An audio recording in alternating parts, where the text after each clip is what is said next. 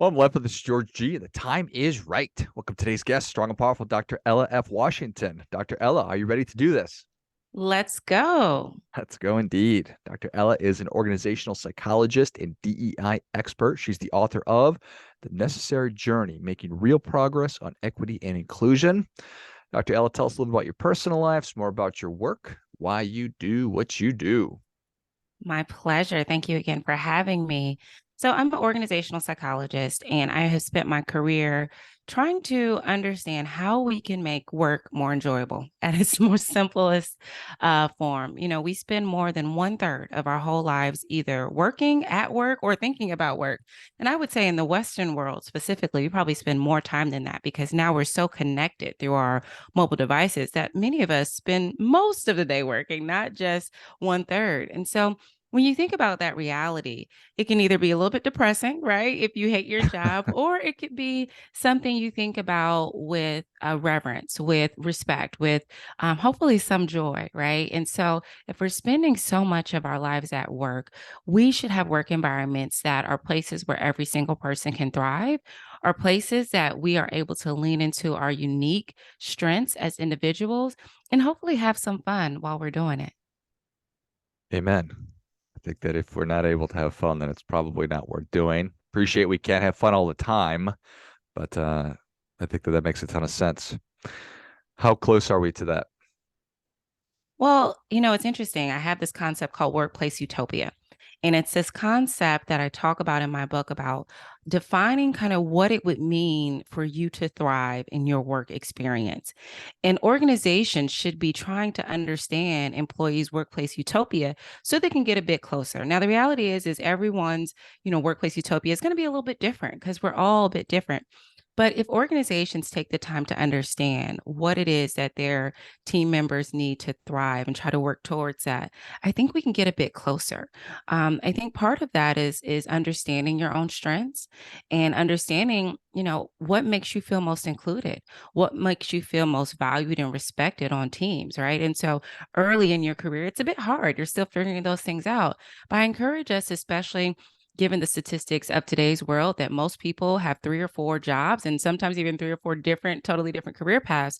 It's important for us to understand those aspects so that we can seek organizational environments that support, how we want to work, the way we want to be treated, and the things that, again, most excite us and most make us thrive. I think that's really well said.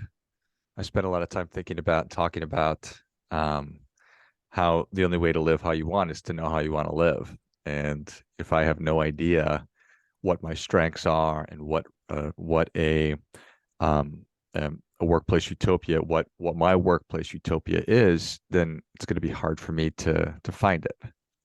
And we can't complain about what we don't ask for, right? And so there's certainly organizational responsibility in this. I don't mean to put it all on the individual, but we have to know these things about ourselves so we can advocate for ourselves. I know for me, I think about a day that was well spent is if I've laughed at least once that day. Now, sometimes that's going to happen at work, and sometimes it's going to happen outside of work. But what that tells me is I need to be in a work environment, right? That if something is comical, I can laugh or I can crack a corny joke every now and then, or I have to have a work-life balance, right? That allows me that space to have that personal time. So even if I have a very serious job, and sometimes my job is very serious, I can't, be working 24/7 because I need that space to laugh and have some enjoyment. And so even knowing simple things about ourselves can help us to push a little bit further towards that workplace utopia. And I think, in the past few years in the pandemic, many people for the first time took really close stock of what they needed from their workplaces. We realized that, some of us really missed that commute because that's the time we listened to podcasts like this, and that's the time we caught up with friends and family.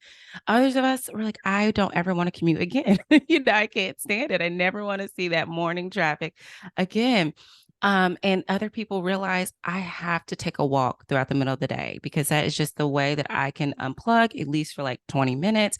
I need that. Other people said, I actually really need that community environment. Like I need to go into an office and sometimes at least just see another human being or talk to someone in person versus, in a virtual environment. So again, for every person, it's different. But I do think that period of 18 to 24 months that many of us, if we were able or working from home, taught us a lot. And, as I encourage my students at Georgetown McDonough School of Business, don't forget those lessons of the pandemic, right? Don't let that be time that we just forget about as like the time we don't talk about.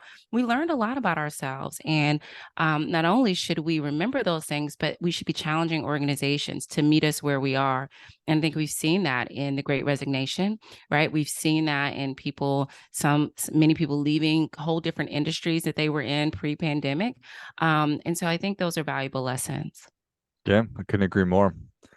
It is a unique opportunity. We question so many things, if not everything, how we educate our kids, where we work, how we police our communities, all of it. And I know that I just figured out I need to be stronger emotionally and physically and mentally and all these things. So hopefully people do view that as an opportunity to question and figure out the things they want, and then to have the confidence, strength to advocate for themselves, because that's not necessarily an easy thing to go from not doing that to standing up for yourself with your current employer, or asking for what you want when you're in the job search.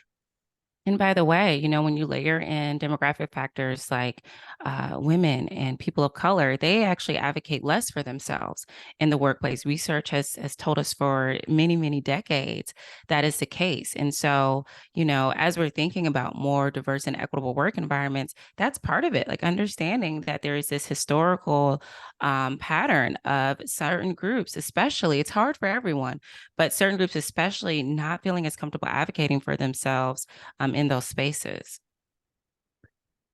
So what how can I if I feel like I've not been doing that, or what is the path? Is it I just need to practice asking? It's obviously getting clear on what I want, but then how do I become an advocate for myself? It's one of those things, practice makes perfect. So in my negotiation seminars, I often talk about negotiation is a life skill. We think about negotiation when it's time to like negotiate our salary for a new job. But negotiation happens every single day. If you have small ones at home, I promise you, you are negotiating every single day around bedtime, what to eat, what not to eat, what they're going to wear, what they're not going to wear. Small children to me are masterful negotiators because unlike most of us, they don't really care what you think. They want what they want and they're going to go after it. And so I truly think of a negotiation as a life skill. And most people are not that good at it. Most people struggle with negotiation, even if they have a strong sense of self confidence. When it's time to negotiate, when it's time to advocate for themselves, that becomes a little bit more tough. And so when you think about, advocacy and the willingness to negotiate, it's one of those things that you practice in the small ways. Don't just wait for that big job negotiation. What are those small things that you can negotiate, whether it's work assignments, whether it's how many days you work from home, whether it's, how you team with members on your team, like all those things. I think of everything as life as negotiable. Yeah, yeah, I think that that's really well said, and I think it is important to think about negotiation as a life skill. And if it's a skill that you are able to acquire, it will serve you in every aspect of your life. If you're trying to get your 6 or 3-year-old, for example, just fictitiously to go to bed or to get their clothes on and to get in the car, that will certainly serve you. The the responsibility of organizations. Um, I've spent a lot of time thinking about this as well. And like, is it the responsibility of an organization, or just what are your thoughts on moving forward? What the responsibility of an organization is in this process? So organizations have a huge responsibility. Quiet quitting has been all the rage in the media over the past few months. And what I often think of quiet quitting and the other trend, quiet firing, what the signal is for me for both of those things is that there's a break in that psychological contract that you have with the organization. You have your actual contract, how much you'll get paid, how many days off a year you're going to have, what's your job role, but it's this also kind of psychological contract that you have that, hey, I'm entrusting my career, I'm entrusting my next steps in this organization. And in return, the organization is getting a certain type of performance, a certain type of work product from me, right? And we take care of each other in that way. And so I think there's a huge responsibility from the organizational lens to care for their employees. Every single organization has wonderful values online, and many of them look like versions of the same, 5 to 10 values. And anyone can get their communications team to put up some values and statements online, but how are you living those values? And I guarantee you, part of almost every single organizational values has something about being people centered or caring for their people or having a community of care, right? And it's not enough to just have those words on the website. You have to live and feel that every single day. And you have to seek out opportunities to improve that. And so a lot of organizations kind of run, if no one's complaining, then there's nothing wrong. And that's the wrong way to think about it. You always have to be seeking out to understand what the experience of your employees are every single day, especially employees from traditionally marginalized backgrounds. You really have to seek out their perspectives uniquely because though we can all go into the same workplace, our experience of that workplace can be very, very different. If no one is complaining, nothing is wrong. That's funny. I think that your impulse is to think that, yep, we're all good, but I think it's probably quite the opposite. I there was I spoke with a military person years and years and years ago, and he said that a bitching soldier is a happy soldier, because that means that they're comfortable enough to be complaining about things to superiors and things like that. And so you want an organization where to do the things you were talking about earlier, to be able to crack a joke and laugh, or to say, this is BS, or I'm not happy with what's going on here, versus quiet firing and quiet quitting. So I 1,000% agree with that. When an organization has taken the time to think about their values and they publish their values, and what an employee wants to do is contrary to that, how do you think about that? Mm.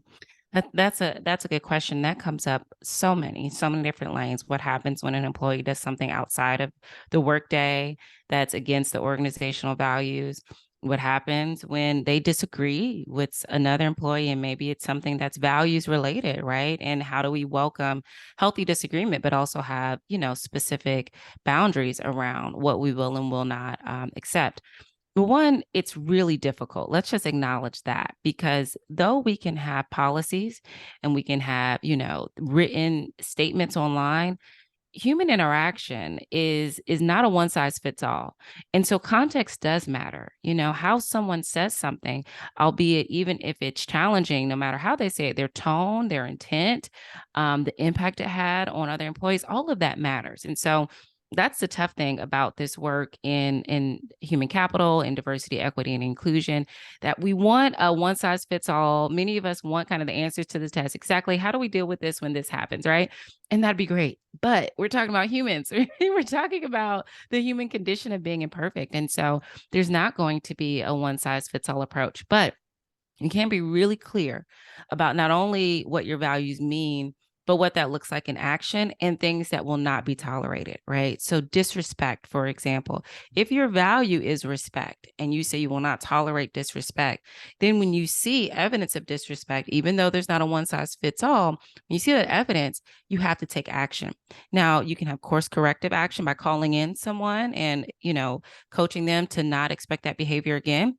But sometimes it has to go further to termination and realizing that employee is not living up to your values. I think organizations lose so much credibility when they don't live their values, and not just live their values when things are good. It's living their values when things are challenging, whether that be, employees are not so happy or the economy is challenged, right? We have to make tough decisions. All of those are opportunities that we must live our values. Otherwise, what are those values for other than some nice words on a website? Yeah, exactly. We've got them. They're on the shelf over there. Collecting some dust. There they are.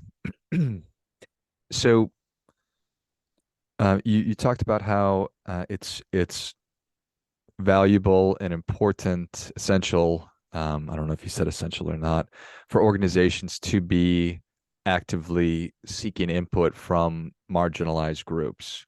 So what is, and there's not a right size fits or one size fits all or perfect strategy that's going to accomplish this, but what are some ways that you have seen that have been effective at doing that? So there's so many ways you can do that. I think at the core, you have to understand, first of all, diversity, equity, and inclusion are three different concepts. They're three totally different pathways. They're kind of married because we say them all in one breath, but they're not the same thing. And so if we focus specifically in on inclusion, that feeling of feeling valued and that you belong within an organization, there are two specific things that I talk about in depth in my book, The Necessary Journey. Talk about the fact that inclusion is a dual process. So inclusion means first an active verb of change. You have to do something to actually include someone. So if you're new to my team, George, and we go to lunch, I have to actually say, "Hey, George, do you want to sit at the table with us?" That's something to actively include you, right? We can't just think because we're smiling and nice that you'll know that, you are welcomed at the table. So I have to say, "Hey, George, come on, sit with us." But the challenging part is the second part of that inclusion definition. And it is that feedback loop. Is what I'm doing actually making you feel included?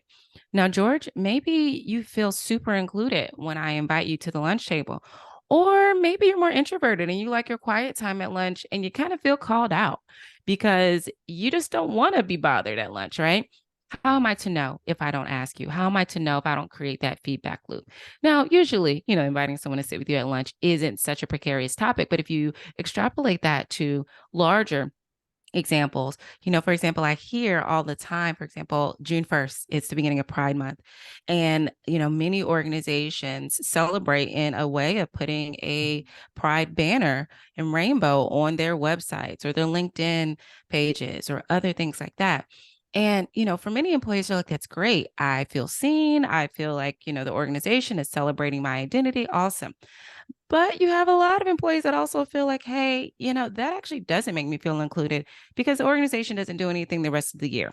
So I actually feel othered and ostracized, and it's a bit performative when they put that pride flag up. So actually, you can keep your pride flag. I want you to do things throughout the year. Again, you'll have employees that run the gamut of this particular topic, right? But it's just an example of how you must create that feedback loop. And so it's great to have programs, it's great to have policies, but you got to check back like, hey, how did that event land? Or hey, how's that mentorship program going for this group of people, right? And I think a lot of times we get on autopilot and we just do something even if it's worked in the past. We don't check back to see, hey, is this still working? Is this, giving the desired impact that we have intended? That's not too hard, is it? Well, in theory, right? But in practice, it takes continuous evolution. And I think that is the key crux of the work that I do, is helping people understand that, this work is a lifelong journey. And that's hard because we often think of diversity, equity, inclusion as a problem to be fixed instead of something that should be in the fabric of our organization.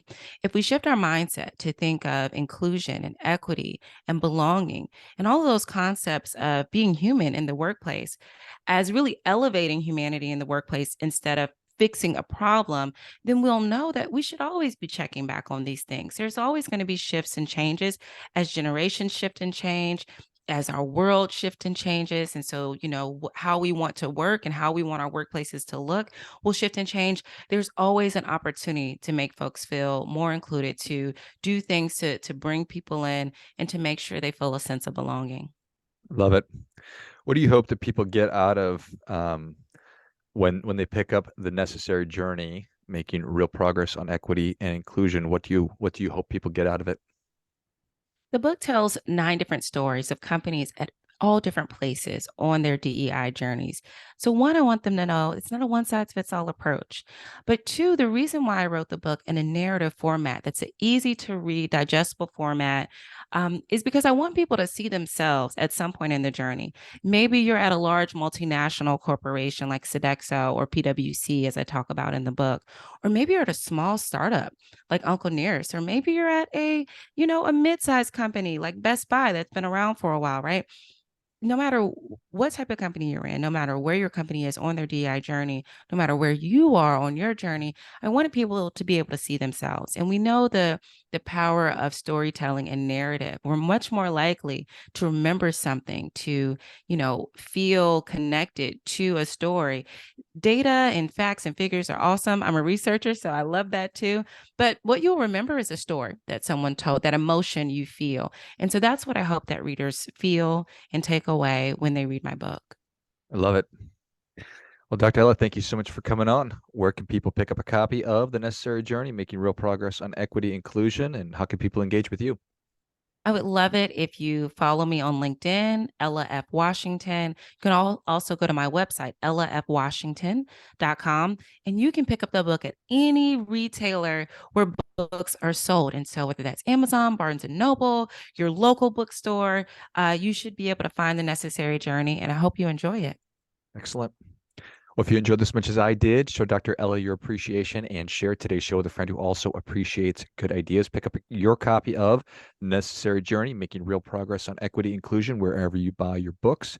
Find Dr. Ella on LinkedIn as well as ellafwashington.com. I'll certainly link all those in the notes of the show. Thanks again, Dr. Ella. Thanks so much for having me. And until next time, remember, do your part by doing your best.